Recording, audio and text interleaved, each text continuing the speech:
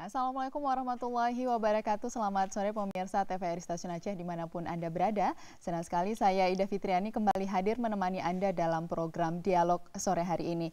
Ya pemirsa, sektor perkebunan merupakan salah satu sektor paling berpotensi di Aceh. Dan perkebunan besar dalam bentuk HGU dan juga perkebunan rakyat tersebar luas di seluruh kabupaten kota di Provinsi Aceh.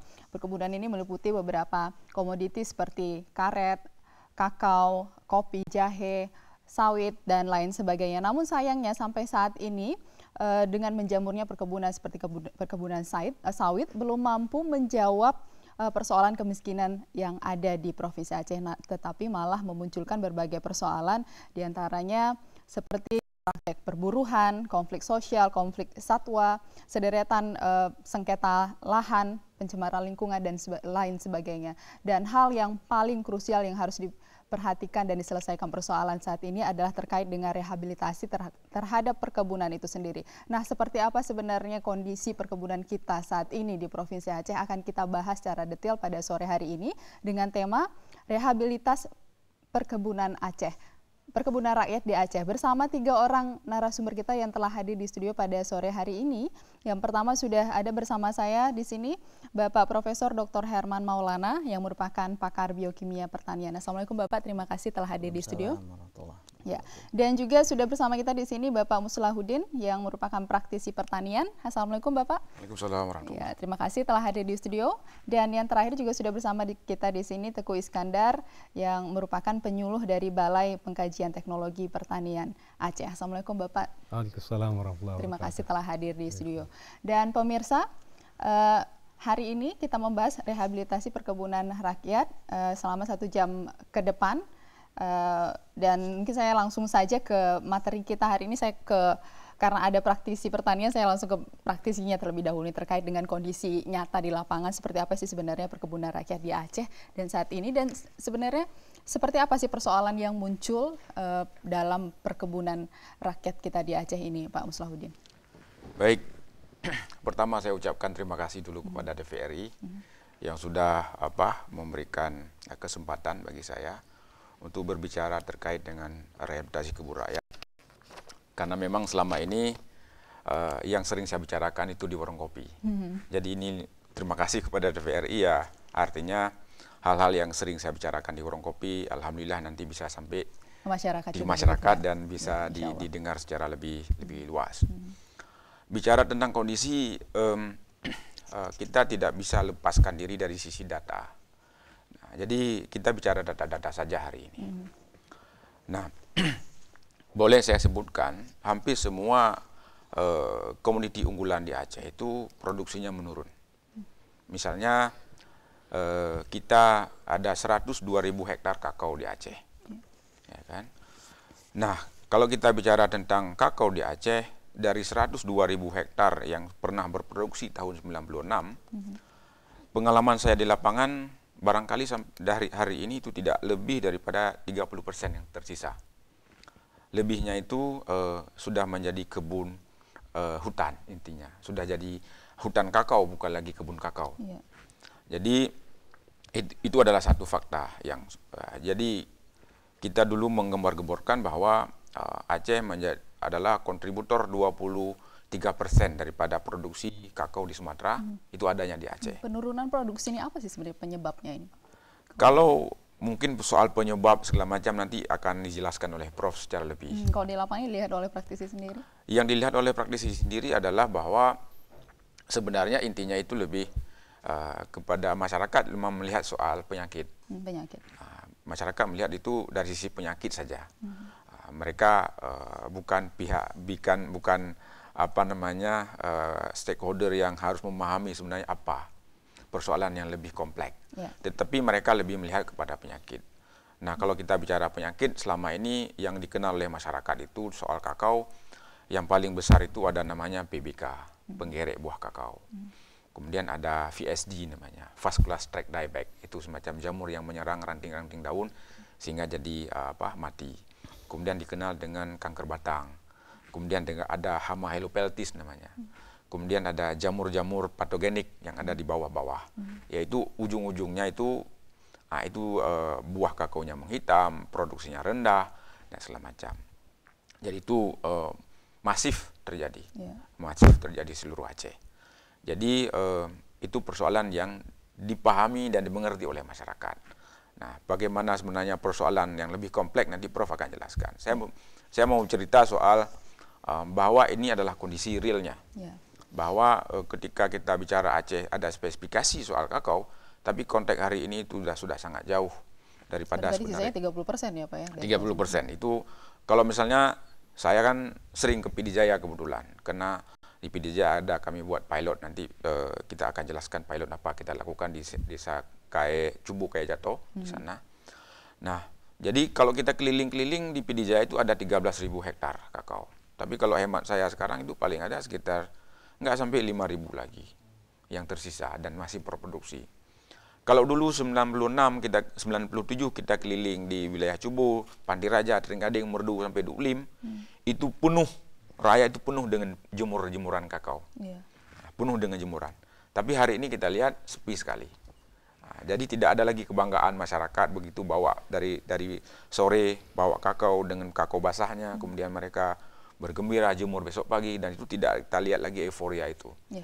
Dan fakta yang terjadi pada saat 97-98, Aceh adalah provinsi terkaya waktu itu. Ketika krisis moneter yang terjadi di Indonesia saat itu, kita kaya. Nah, justru kita tidak aware sebenarnya apa yang sedang terjadi. Nah, itu baru satu sisi, itu baru kakao saja. Nah, kalau kita lihat di sisi cengkeh misalnya, dulu di Aceh cengkeh ada 3 sentra yang paling banyak. Yang pertama di Sabang, yang kedua ada di Aceh Besar, Luhunga dan sekitarnya, kemudian ada di Semelu. Nah, persoalan juga sama. Ya, jadi mungkin ada ratusan sudah jutaan bibit cengkeh sudah diadakan oleh dinas-dinas perkebunan. Menurut data yang saya baca bahwa seluruh Indonesia itu hampir setiap tahun itu ada 1 juta batang yang ditanam. Nah, jadi malah di Aceh mungkin ada beberapa puluhan ribu lah segala macam. Tapi kenapa kemudian ini produksi cengkeh baik di Aceh maupun di nasional kita tetap turun, rendah. Nah, itu soal cengkeh. Lada, yang kemudian menjadi komoditi yang sangat kita banggakan. Konteks Aceh dengan historinya Raja Iskandar Muda, lada si cupaknya, dan segala macam. Secara kultur, kemudian secara tanah, itu sudah terbukti. Memang lada adalah komoditi unggulan. Itu juga yang menyebabkan kenapa Belanda menjajah kita sebenarnya. Nah, karena ada sesuatu yang sangat spesifik yang dimiliki oleh Aceh dari sisi iklim, dari sisi kesuburan tanah, dan seterusnya. Tapi kenapa kemudian itu juga sekarang tidak kita temui lagi dalam jumlah yang sangat masif. Nah, begitu juga dengan komoditi-komoditi lain. Ada kopi, ada kakao, ada sawit. Nah, jadi persoalannya kemudian saya lihat bahwa apa yang dilakukan, terutama yang sangat berkompeten dalam hal ini pemerintah, itu sesungguhnya barangkali kurang evaluasi menurut saya, barangkali. Ya. Kenapa kita sebut kurang evaluasi? Masa selama Indonesia merdeka sampai dengan hari ini, yang seharusnya itu kita sudah kemana-mana lah, dalam artian komoditi terkait dengan jumlah-jumlah bibit yang sudah diberikan, baik itu sawit, baik itu kakao, kopi, dan sejumlah komoditi lainnya, harusnya di Aceh itu bahkan warung kopi itu tidak ada lagi tempat lah katakanlah. Semuanya sudah penuh dengan bibit. Begitu. Tapi kenapa kemudian itu tidak kita harusnya jadi surplus produksi? Iya, ini malah menurun. Ini malah menurun. Nah, artinya ini kan ada sesuatu yang salah. Nah, jadi oleh karena itulah menurut saya sudah saatnya betul-betul pihak yang berkompeten itu melakukan evaluasi. Evaluasi di sini.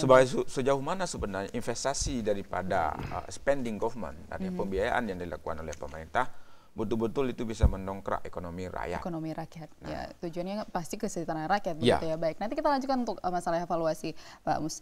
Sekarang kita mau tahu nih dari Pak Prof bahwa persoalan yang muncul di perkebunan kita ini adalah sudah disebutkan oleh Pak Mus tadi, tanahnya, penyakitnya, semuanya, sehingga penurunan. Apa sih sebenarnya persoalan ini yang menjadi bumerang di masyarakat sehingga ini jadinya hasil dari produksi perkebunan kita menurun saat ini?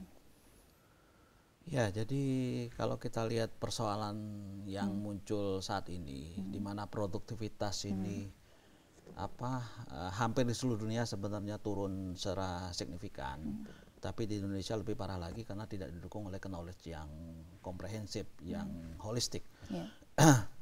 Jadi khususnya di Provinsi Aceh, kita lihat tadi kata Pak Muslihuddin Daud, punya potensi yang begitu besar, kemudian masa lalunya juga sempat memberikan daya dukung ekonomi yang begitu besar. Kemudian kami lihat memang di seluruh dunia ada kecondongan 3 tahun terakhir ini memang penurunan produksi secara umum dari produk pertanian ini memang menurun cukup drastis. Nah, tapi sayangnya di antara sekian banyak negara-negara agraris di dunia, Indonesia khususnya Aceh ini mengalami penurunan yang jauh lebih drastis daripada di negara-negara lain. Ini akibat dari ketertinggalan dari knowledge tadi begitu Pak, dengan teknologi. Knowledge ditambah dengan kompleksitas daya dukung alamnya memang menurun jauh, terutama oleh climate change dan global warming yang saat ini sudah begitu signifikan, begitu ekstrim pengaruhnya terhadap tanaman. Jadi kita lihat produktivitas tanaman di Indonesia, di Aceh khususnya perkebunan, ini mungkin sudah menurun kurang dari 50% dari masa lalunya. Sementara masa lalunya kalau kita lihat dari potensi sesungguhnya dari kapasitas dari tanaman itu sendiri juga belum maksimal. Jadi kalau kita bandingkan dengan negara-negara maju dalam dunia pertanian, apa yang kita hasilkan saat ini pada masa lalu pun itu belum optimal, apalagi sekarang ada penurunan yang begitu signifikan dari tidak optimal menjadi sangat tidak optimal, sehingga potensi yang sesungguhnya itu terbuang. Kita melihat kepemilikan lahan masyarakat terhadap perkebunan, kalau kita perkebunan rakyat khususnya, kalau kita lihat di Indonesia menurut data itu antara 2 sampai 8 hektar dengan rata-rata sekitar kurang lebih 3 hektar. Jadi kalau kita lihat itu sawit, kita lihat itu karet, 1 tahun mereka per hektar hanya paling-paling punya nilai bersih sekitar 5 juta. Jadi dengan 3 hektar mereka punya 15 juta. 1 bulan berarti hanya punya potensi pendapatan 1,25 juta. Jelas itu tidak bisa mensejahterakan mereka. Mereka masih hidup di bawah prasejahtera. Jadi oleh karena itulah satu-satunya jalan untuk meningkatkan kesejahteraan dan membuat masyarakat menjadi eco-friendly, mereka lebih ramah lingkungan, mereka lebih memperhatikan aspek lingkungan, tentunya ini adalah masalah pendapatan. Pendapatan hanya bisa di-upgrade kalau produktivitas meningkat. Produktivitas meningkat hanya bisa diselesaikan dengan knowledge yang komprehensif, yang holistik. Jadi disinilah kami melihat dari sudut fisiologis. Jadi kami sebagai peneliti lebih fokus pada persoalan fisiologis. Kata Pak Muslihuddin Daud tadi, selama ini pendekatan lebih kepada pendekatan OPT, pendekatan hama dan penyakit. Kami melihat hama dan penyakit sudah akibat, bukan sebab.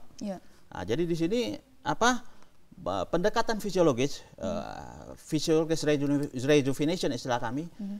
Jadi peremajaan secara fisiologis dengan mengoptimasi semua potensinya, itulah yang coba kami lakukan. Jadi ada rekonstruksi dari aspek lingkungan, rekonstruksi dari aspek sumber daya dukung alamnya. Kemudian kami juga melakukan adaptasi terhadap proses fisiologis itu. Artinya selama ini memang itu tidak pernah dilakukan sehingga terjadi dengan kondisi secara sekarang. umum knowledge-nya masih ketinggalan. Jadi literatur lama itu masih banyak bicara hal yang konsisten pada masa lalu.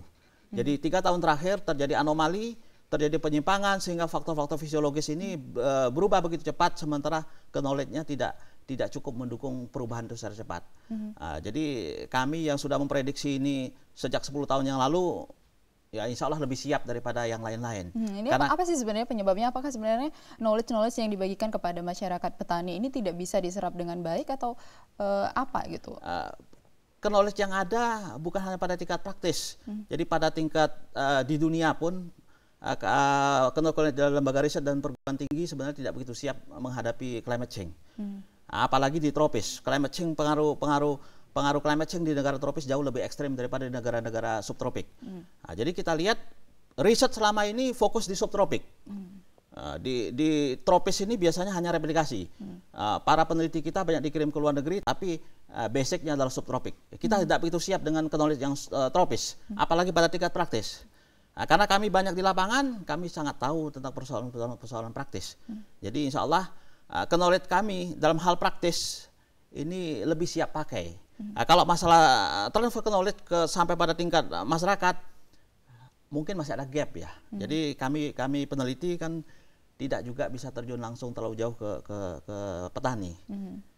Nah, jadi tentunya perlu ada fasilitator untuk memperhatikan ini. Selama ini bagaimana dukungan dari fasilitas terhadap peneliti-peneliti ini untuk memahami persoalan lebih detail ke masyarakat?